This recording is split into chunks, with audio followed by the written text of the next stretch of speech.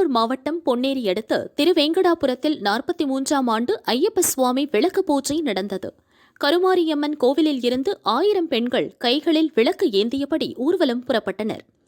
சுவாமியே சரணமையப்பா என்ற கோஷத்துடன் 1 கிலோமீட்டர் சென்று பொன்னியம்மன் கோவிலில் ஊர்வலத்தை முடித்தனர். மலர் அலங்காரத்தில் ஐயப்பன் எழுந்தருளினார். திரளான பக்தர்கள் தரிசனம் செய்தனர்.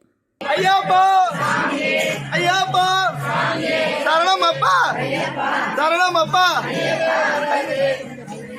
ஐயப்பா சாமியப்பா ஐயப்பா ஐயப்பா அழிப்பவனே திருவேணி சங்கமமே திருராமர் பாதமே சாமி சரணம் சாமியே ஐயப்பா சாமியே ஐயப்பா ஐயப்பா